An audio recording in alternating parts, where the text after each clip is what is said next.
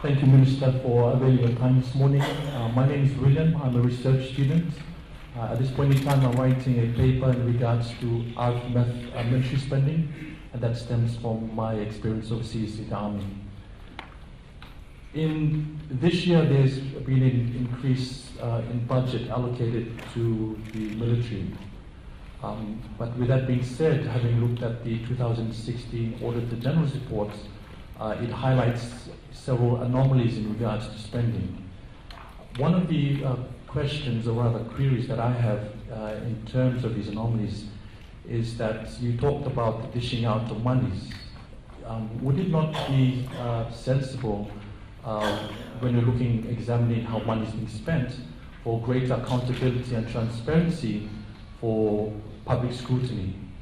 And there's a lot of corporate wireless out there in regards to military spending, and I was wondering what the ministry is doing in regards to ensuring that there's greater accountability and transparency.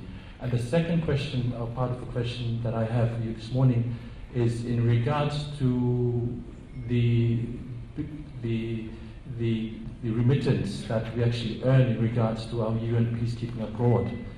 Do you think it would not be a sensible option to take some of the money that is being earned through UN peacekeeping back into the RFMF, simply to increase their capacity in regards to the needs of the 21st century and regards to equipment and so forth? No, you're absolutely right. Public scrutiny is very important. And in fact, that's already been provided through the, as you rightly point out, the Auditor General's report. And you obviously have the Public Accounts Committee report. The Public Accounts Committee report actually gets tabled in Parliament. They make various recommendations in respect of how things should be curbed, or things should be addressed in that respect. But there's no doubt there's more accountability, of course, is across the board has increased in PG because of the availability of information. We also now have a Accountability and Transparency Commission that is not actually fully functional as yet, because we have a law before Parliament that actually is going to give the meat to Accountability and Transparency Commission. So, for example, public declaration of assets and liabilities of individuals, all from director level upwards in all the ministries. Also assets declaration of all MPs, etc. that all need to be made available too. So I think there is no question we're on the same page as far as the accountability issue is concerned. An increase in the budget does not necessarily mean that there is lack of accountability. And I'll tell you that the increase in the budget is approximately, I think, the difference of about $4 million compared to last year. What's the difference? No, overall.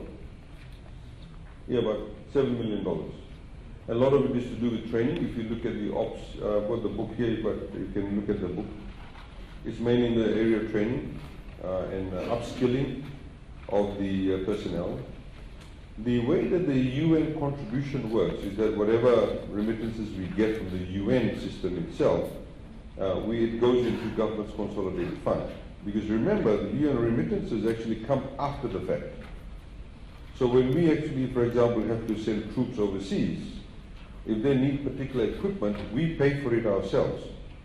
So it comes in the budget. You see in the budget, for example, procurement of weapons.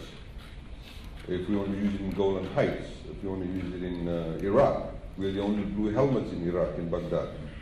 So we have to procure the equipment ourselves up front. Then after we've done that, then the UN actually remittances sends the funds to us. So that it goes into government consolidated fund. So that's how the system works. It's not like we wait for them to give it to us or they send it directly to the military. No. The government actually has to make allocated funds in the budget to, for example, buy that equipment.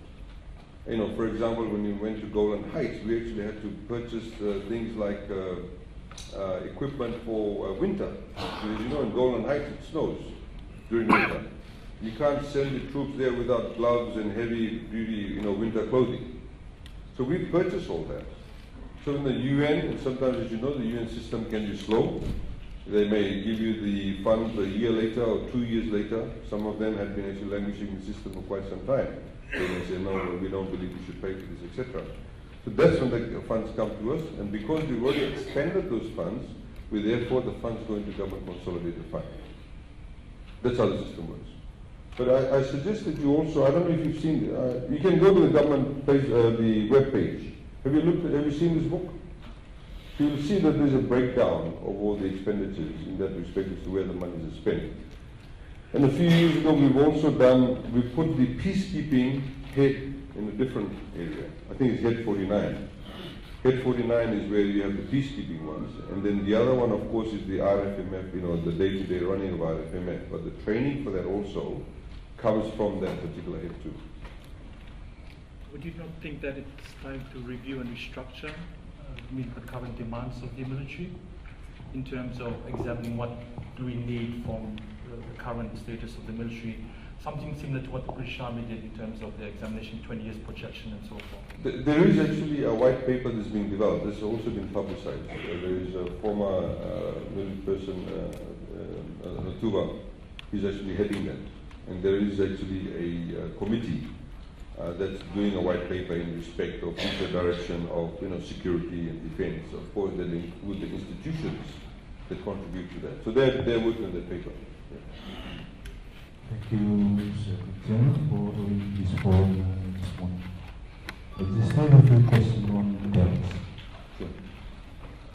Firstly, TELS policy has been changing for the past year or 2 years ago. We've been getting partial payment and pro rata payment of 50% first and 50% later. In our agreement and the bond that we signed with the TELS, it doesn't state that we've been paying 50% or 25% on the first instant, then the rest later. Are you talking about allowances? Allowances. Okay. The reason I'm saying this, we've been, some of us, we are renting out, and we have our own landlord who doesn't accept partial payment coming in, especially when we apply for accommodation allowances.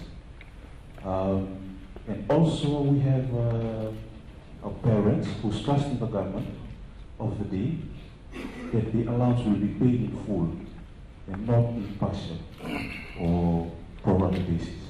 That is my first question. Secondly, is our transport mode that is being paid by TELS. We understand that we have the e-ticketing card system that is coming up. Most of us, we stay as far as Woyla, Sawan. We have the card that has the money in it, yet we don't have cash. Most of the buses route, they don't, around 7 o'clock to 10, we don't have buses around those routes. If possible, if TELS could provide cash, that like we were given in the first place, instead of all the transport allowance to be directed into our e-ticketing. That is secondly. And thirdly, my final point is, I understand that the government has given the billions of dollars to the Ministry of Education. For those of us who come from the maritime zone and the outer islands of Mikilewu, it's really hard for us to find accommodation. If only the government could build up some sort of building or provide more accommodation to students, especially not only to USP, but to other students there. It takes us 2 to 3 days when we arrive here at university just to look around for accommodation. And we are lucky enough to get accommodation here on campus at USP. Now with those two points, to thank this forum. Thank you. I'd like to address the last question first, the last issue. And you're absolutely right. And that's, I did not address it in my presentation because of lack of time. But we are very acutely aware of the lack of accommodation and the availability of accommodation at reasonable costing. In fact, we are talking to FNPF at the moment regarding that. And also I understand USP has got some plans. We also spoke with the FNU. The idea is to be able to partner up with respective organizations to see what we can do with respect to providing more accommodation, but we are working on it. I have not made part of the budget announcement, but we are doing something on the side regarding that. You will see some announcements made in that respect. Maybe not perhaps in the next 1 month, but in the next couple of months, we'll make some announcements. Obviously, it'll take about 18 months or whatever it is to complete it. So it may not address that issue, but of course, future students coming from the maritime would address that problem. But I think it's also not a maritime issue too. There are a lot of students who may come from the western side who seek accommodation in Suva, may come from Banua Levu who seek accommodation in Suva. So accommodation overall is a big problem. And of course, as you know, that the number of students in universities has also significantly increased. There are now over 16,000 to 17,000 students under TELS. Before you did not have that many. I mean, the BC did not have that many students here. FNU did not have so many students. So there is a lot of pressure on them. And we accept that, and we obviously are working with various stakeholders to increase the level of accommodation. Regarding the TELS, you may have seen that over here, we have increased the funding for, I don't know if you were here when we did this. Bus fare allowance to students increased to $30 a week, depending on the distance from the from the institution.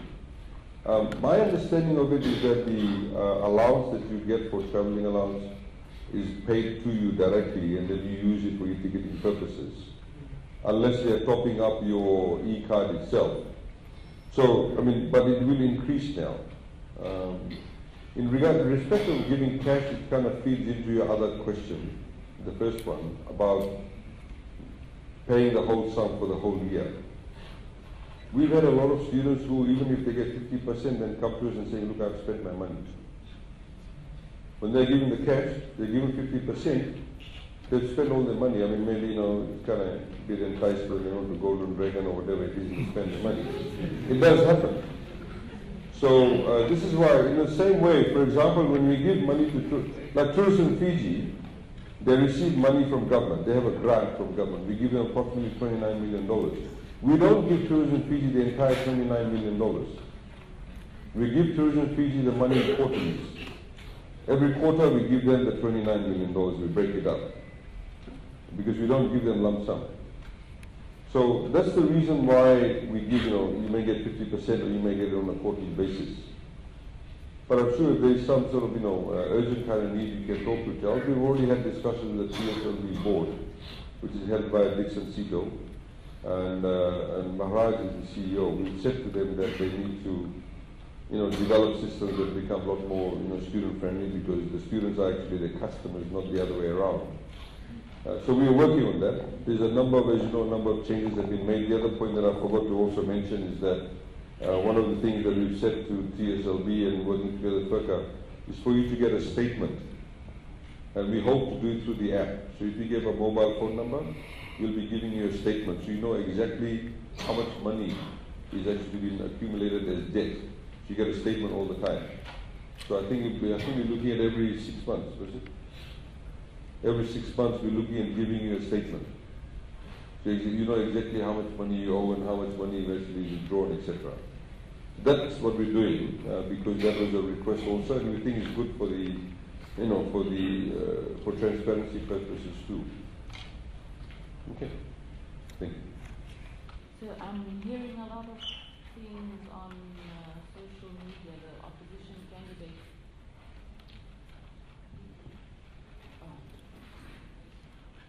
I'm hearing a lot of things from opposition candidates in social media that previous government has spent 2.9 billion and this government has spent 2.6.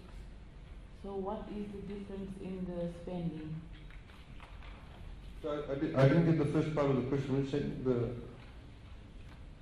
I'm hearing a lot of things from opposition candidates in social media that previous governments have spent 2.9 billion and this government has spent 2.6 billion. What is the difference in the spending? Oh, I see. Okay. I was going to talk to you about debt, which I can talk to you about debt now. Now, maybe that's what they're talking about. But let me tell you something. See, the first government we had after independence was the Rocky Mara government. Most governments in the world, almost all governments in the world, run what we call deficits. In other words, they basically spend more than what they collect. Okay? Most governments run deficits. So Ratu Mara government did the same thing too, but they went and borrowed money. When they borrowed money, they had to pay the debt. So when the Ratu Mara government finished, then the Rambuka government came in 1987. The Rambuka government borrowed money also, but they had to pay the debt of the Ratu Mara government, because it's a debt accumulated not by Ratu Mara, but a debt accumulated by the Fijian government. So when then the Dr. Bavandra government came, sorry, in between was the Dr. Bavandra government for only 4 weeks. So they may have accumulated some debt. They may have made some repayments to the Ratu Mara government. Then the Rambuka government came in. Then they had to pay the debt of the Bavandra government and the Ratu Mara government. Then after the Rambuka government, then you had the Chaudhry government for 1 year. They borrowed money also, but they had to pay the debt of the Rambuka government, the Bavandra government and the Ratu Mara government. Then the Garasa government came in. They borrowed money also. They have to pay everybody else's debt. By this stage, probably most of the Ratu Mara government debt is paid off. When we came in, we were appointed in 2007, there's already a debt stock of $2.4 billion. $2.8 billion, sorry. That was accumulated by the previous governments, which we have to pay. We ourselves have accumulated a debt of about $2.2 billion. Yeah? $2.3 billion. So the accumulated debt, when we were appointed, was $2.8 billion. We've incurred $2.3 billion worth of debt. That's how the system works. Fiji has never defaulted on any of its loans, which is a good position to be in, irrespective of which government borrowed the money. Some countries in the world, they actually default on their loans. We have never defaulted on any of our loans, which is a good thing. Now, the point that you have to ask is, why do people borrow money? Now, when you borrow money in anything really, you should be borrowing money to build things. You should not be borrowing money to operate. So if, like the example I've used with the high school kids, if we all decide over here now to go and have a party at McDonald's after this, but we don't have any money, and we go to a bank and borrow money and they somehow the other lend us the money, we'll go and have the party, we'll finish the burgers and the drinks in the morning, we wake up, the burgers and drinks are gone, but the debt is still there, but we've got nothing to show for it. Right? But if we go out and borrow money to build something, once the building is built, the debt is there, the building is there. After a while, the debt is gone, but the building is there, you've got something to show for it. Right. Now, then, this is from 1980 to 2006, which is about 27 years, the total capital expenditure was $3.5 billion in that period. Total capital expenditure was 3.5. Capital expenditure is when you build things, roads, bridges, jetties, schools, nursing stations, airports, jetties, whatever it is. Debt increased by 2.6 billion. From 2007 to this financial year, which is 11 years, we've actually spent $7 billion in capital expenditure, double that amount in capital expenditure. But debt has increased by $2.3 billion. So even though we have spent more money in capital expenditure, our debt has increased by $2.3 billion. They spent $3.5 billion, but the debt increased by $2.6 billion. Why is that? Because we have what we call net operating surplus. Translate that. So for every dollar of capex, which is capital expenditure, from 1980 to 2006, they borrowed 76 cents. Every dollar they spent on capital expenditure, they borrowed 76 cents. For every dollar of capital expenditure we have done, we borrowed only 36 cents. Why? Because we've got an operating surplus. And hopefully the next slide has that. Yeah. You see, this is how much savings they have. We've had from previous governments. So we save more money. When you collect our revenue, right, the taxes, etc., when you collect our revenue and you minus revenue from the day-to-day running of things, of government, we actually have a surplus. So we've come here, we pay our salaries, the civil servant salaries are paid, all of that. And when you take all of that out from the amount of revenue we collect, we have a savings of, over here we had over $800 million. That $800 million, so when we have to put in a rural electrification project from connecting somewhere in Korobo to somewhere in the middle of Ra, we use that money. But of course, we have to do more capital expenditure, then we go out and borrow money. So that's why our capital expenditure has been significantly higher, but we've been borrowing less. That's the debt situation. Let me put it very quickly since we talk about debt. So, over 40% of expenditure is on capital spending. The budget announcement, if you see that, 40% of that we actually spend on capital expenditure. Previously, the government used to spend about 14%, 13%, 12%, 15%. So most of the budget, or at least 40% of it, goes towards capital expenditure, which is good productive use. I want to show you this. Where's the comparison relevant? Oh, here it is. Okay. Debt to GDP ratio. Right? What percentage of your GDP is in debt? Is another way of putting it. In Japan, they have a debt to GDP ratio of 239.2%. In other words, their debt is more than twice of their overall GDP. But nobody says Japan's economy is collapsing. None of you say that. Right?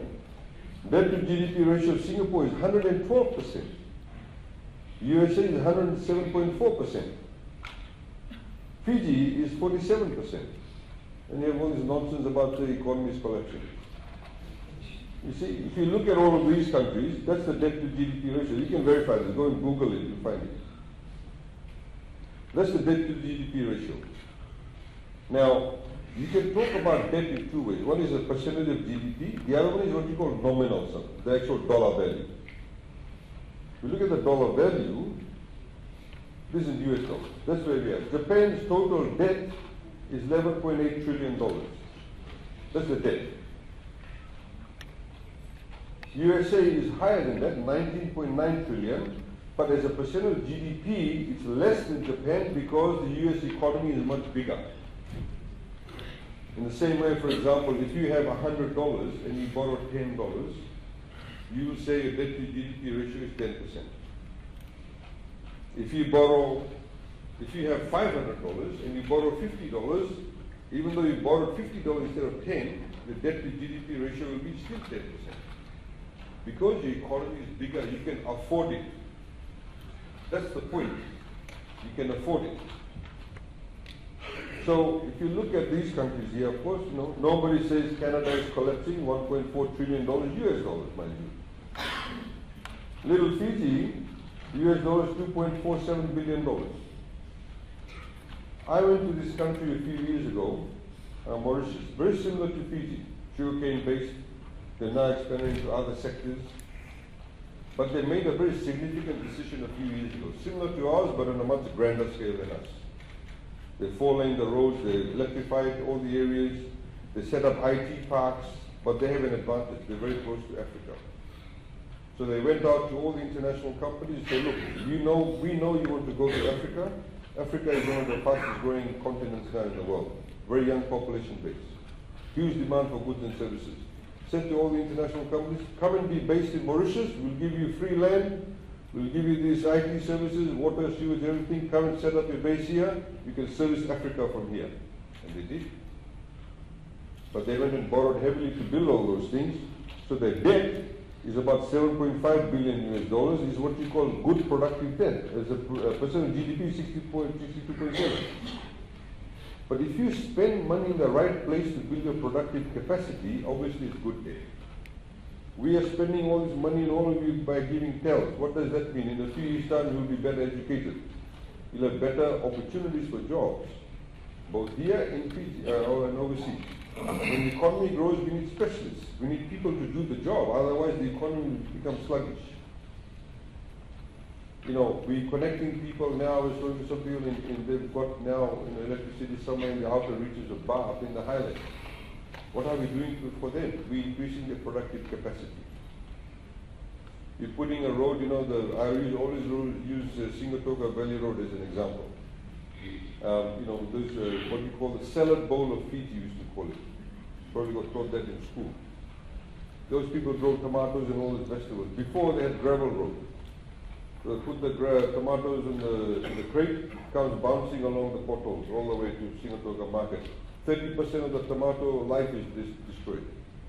So the shelf life is 30% gone. Now it's a Tahsil road. They get a higher price for the tomatoes. The hotels want to buy the tomatoes. So what have we done? We've increased the productive capacity. So that's the situation with debt. That's where you sit at. These are the figures. Please Google it, you'll get it. So that's the story with debt. Hopefully that answers the question. I have a final question, I'm sorry. Oh. And also on Facebook, opposition candidates are saying that they will make minimum wage $4 or $5 and tertiary education free. But my question is, are they required by law to keep these promises, or can they just be lying to us to get our votes?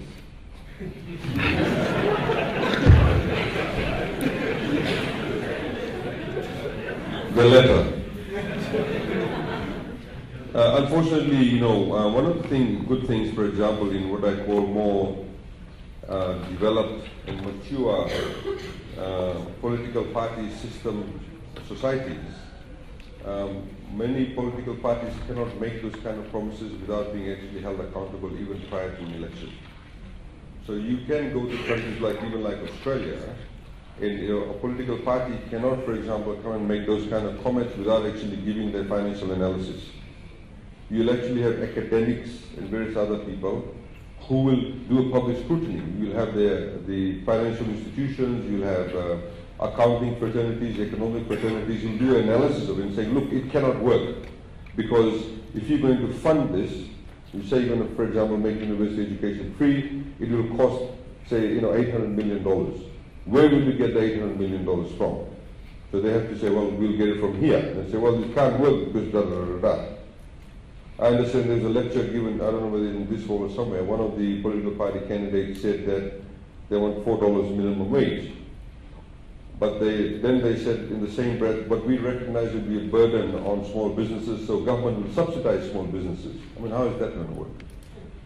You see, so you're absolutely right. In Fiji, we don't have that level of political party maturity. So people need to be able to give a financial analysis of what they're saying and how would they actually fund election promises. We don't have that. So therefore I said it's a letter, they can lie. They can spin whatever they like. But this is where public need to actually then scrutinize it thoroughly, not to get carried away. I mean, I've heard all sorts of, recently been going around Fiji, for various programs. And people say, oh, they've said they'll do that. And this is a real pie in the sky stuff. But you need to be able to think about it. You obviously can't stop them from lying, but people need to think about it. Firstly, I'd like to thank you, sir, and I'm a great friend of yours. I would like to say, I think you are phenomenal. And to begin with, my question is not there.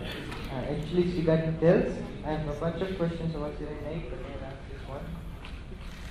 Regarding TELS accommodation. So the TELS accommodation, they give around $250 for the rent of 1 month. And actually, I'm not a TELS student. I'm a TELS student, but I'm not allowed in accommodation on this. But a few friends of mine, they said that they have to pay $250 and share a room with somebody else. So that's around $500 for one room, one bedroom. And to share, you have to bring someone, or maybe you don't have a house. There's someone inside that room you have to share. It's a by hook or crook. So recently, my friend, actually he stays with a Solomon Alena. It's not a racist thing, but he complains to me and he says that he has a bad body odor, right? And last semester when he had his exams going on, that guy wasn't having his papers that time. So what he used to do, he used to blast the music and listen to his music. And this guy was distracted by the music. So he actually got low grades because of that, I don't know, or maybe he didn't study well. But regardless of that, another thing about TELS is that I do agree with you.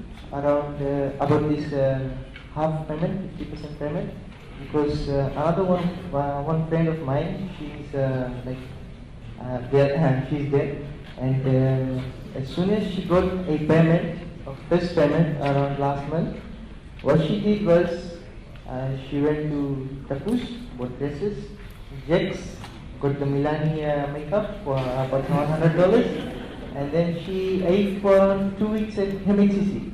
And for the past 3 days, I've been hearing she's eating aloo surwa.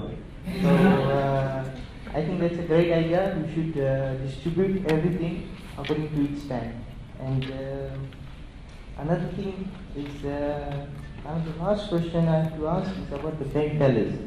So when we go to the banks, even in Damodar City, DSP, so what they do is that they have five tellers, but only one teller is present there. So we have to walk in the queue, and then we have to wait for around 1 hour to 2 hours just to be served. But four other places are empty, no teller is there. Someone is sitting there, but they are doing their own job.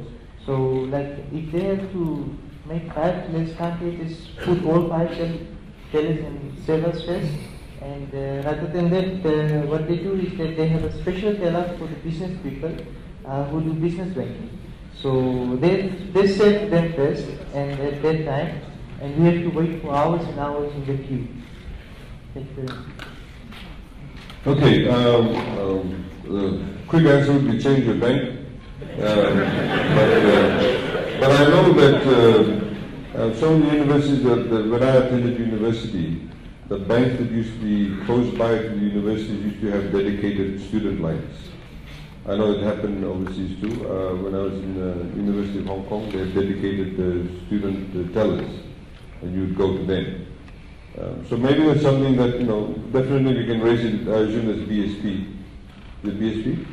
We can raise it with them about that. I think the other issue about student accommodation, I think body odor can be anybody's problem, it's not restricted to any particular ethnicity or nationality. But the point of the matter is that there is a real issue where you have to share rooms with people you do not necessarily know, or may not be in the same class, or have different sleep patterns or what have you. And that's, I addressed it earlier on when the gentleman asked me that question. There is a shortage of student accommodation. You also have to understand that the cost of construction can be high too. So anybody who's going to build the building will need to recuperate somehow the other. And we are, for example, looking at the public rental housing, some new models regarding that. But we definitely recognize that as a problem, and we hope to address that soon. Thanks. Nazir, I'll just follow up to the question to Francisco. Just as you commented on the political parties making promises, and promises are different to reality, so does also with budgets. Budgets are estimates, and with budgets versus reality, it's a different topic altogether. So my question is, would you be able to show us the audit report of the 2015-2016 budget, so that we can see the realizations of what had been budgeted and promises to us back in those budgets, and what really eventuated and what didn't? This is to follow to the question that the lady asked about the political parties. That's my first question, sir. My second question is, how are all these budget promises that have been made to us today going to be paid for? There's a reality check on the ground. 20 cents plastic levy will start tomorrow or today. Yesterday I was booked for just having my hand a bit out, resting my hand on the driver's wheel by the police. And we've started to realize a heavy presence on the streets now, looking us all throughout. And then we're also looking at all the cost of living. One best friend of mine yesterday called me. He actually works in the ministry, has been laid off, 7 of them, in the HR department, division. And according to them, that 100 plus position in the ministry or in the division, 50 to 80 advertised, which means another 50 plus could be going home in the next few days. Are these the measures that we're starting to see when our people will start to pay for the cost of such budget, or are those just some issues that you could explain more on why members of the Ministries of Education are now being sent home or laid off? I think those are my questions. No. Okay.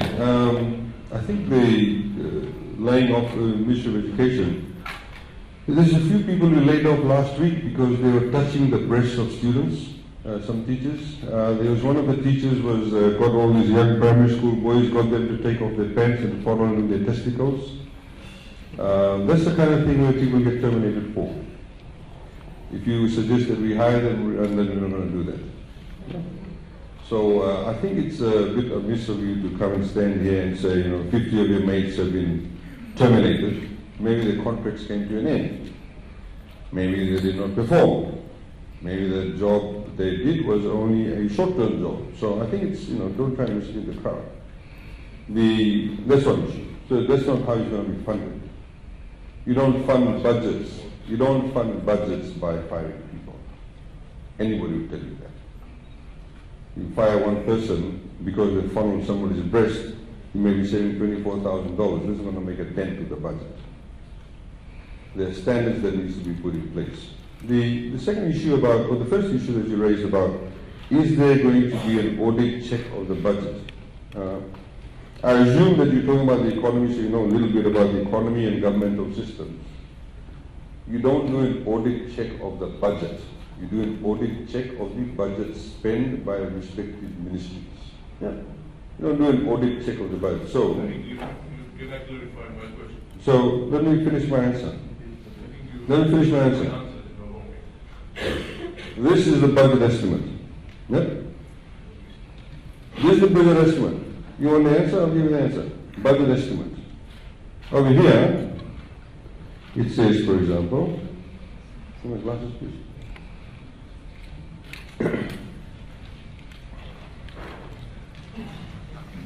Is RFMF. Head 19, Program 1, Activity 1, it says, look at 8. Renovation, upgrade of RFMF infrastructure, amenities and office buildings, $600,000. At the end of the year, when there's an audit check that goes along with it, they do an audit of Head 19 or RFMF, they'll see whether the $600,000 has been spent. How was it spent? Was it spent in the first place? Maybe that's what your question is. Was it spent in the first place? And if it was spent, then were the tenders called for it? That's what an audit does. Now, the second issue is about you being booked by a police officer. And you're seeing a lot of heavy police presence. In fact, a few years ago, a lot of people were complaining about not enough police presence. Right. Now we've got something like 130 motorcycles out on the roads. We have something like 400 or 500 vehicles for police officers. The response time is improving. Now, if you are booked and you think by booking you will therefore collect money for the budget, again, it's false. I don't know how much fine you were given, whether it's $40 or $80. That's, again, not going to make a dent in the budget. And no, there's no policy for the police to go out and book people unnecessarily so we can fund the budget. In fact, the collection of revenue from police bookings is a minuscule amount, if anything, contributing towards the budget. What actually does significantly contribute to the budget is things like this. I suggest you really read this. For example, it says ECAL in action. So this is exactly the amount of money we collected from ECAL last year, and it shows you exactly where the money was spent, which project, where the money went directly into. Because we actually put in place a new law. I don't know if you are aware or not. when we introduced ECAL, we put in place a new law that requires government, and it will require all other governments too, unless they go ahead and change the law, that every year the government must show exactly where the money has gone to, collected from ECAL and STT. Now, it's never been done before. Traditionally, when government collected funds, it goes into government consolidated fund, general pool of funds that government sort of spend, as and when they like. Under this particular law, we can only spend ECAL in specifically climate-driven programs or Ministry of Environment. So, we have moved now 4 villages to high ground.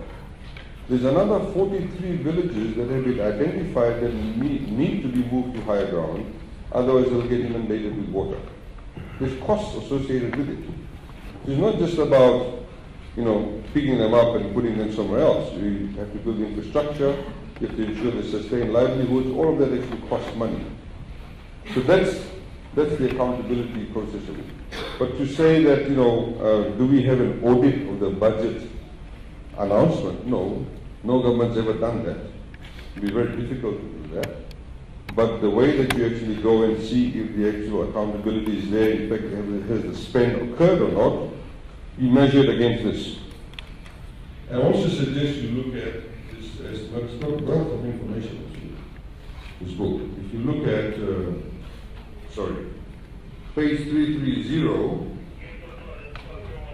then it gives you, going back to 2016, 2017, income taxes, actual, the estimates for 2017, 2018, and then the estimates 2018, 2019. So this gives you all the actual figures. So go to the actual figures, and you see how much money was actually collected and how much money was spent in those areas. Okay, next question. Over here, there.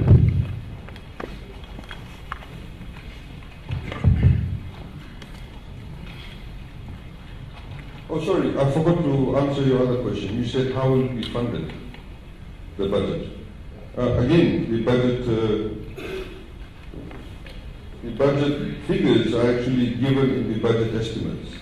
And if you go to the estimates, so this is what it is, the first page. Estimated revenue, direct taxes $1.011 billion, indirect taxes $2.4 billion, others 411. Total operating receipts, 3.8 billion. Total investing receipts, 413 million. Estimated expenditure, operating 2.7, capital 1.8. Value-added tax, because we have to pay value-added tax too, 69 million. Total estimated 4.6. Estimated net deficit, 414. Debt repayments, 294. Gross deficit, 708. Percent of GDP is 3.5%, and therefore, that deficit is obviously borrowed, and the way that you raise money for that is, it's there. So, it's there, and that's how you raise money. So, I think one of the leaders of the political party saying peace is about to be sold to the Chinese or something. I don't know where they got it from, but if you go to that. So that's the net deficit, gross deficit. And then you have the overseas loans, which is $77 million, domestic loans. So we raise domestic funds.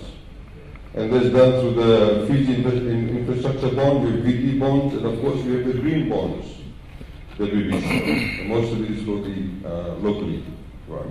Of course the green bonds are now listed in London Stock Exchange. So that's how it's funded. And we maintain what we call a 70-30 mix. We like to maintain a 70-30 mix. In other words, 70% of our debt is actually local debt, plus or minus 5. And 30% is foreign debt. We like to keep the foreign debt around about 30, plus or minus 5, because we don't want what we call foreign exchange exposure. Because when you borrow in foreign currency, the exposure becomes unpredictable. So it's better to have more local debt. That's the mix that we like to maintain. It's also good to maintain yourself in the international market, because it gives you a level of mana, it gives you a level of footprint in the overseas markets, so people know what they are. As a matter of interest, because everybody talks about the Chinese debt, the Chinese debt overall is 10% of our total debt exposure. It's about, out of this foreign debt, is about $500 million. What is that? I'm sorry.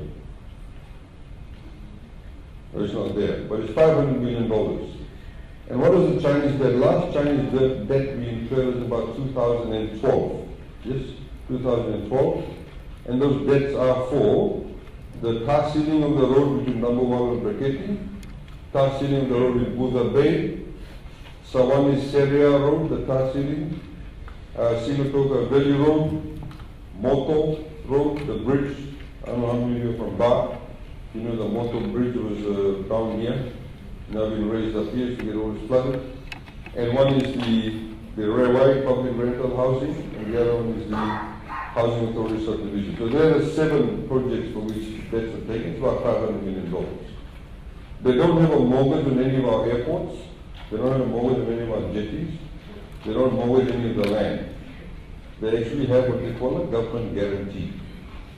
So the various institutions, so for example, the public rental loan taken out, public rental board actually pays for it, we guarantee that they will get paid.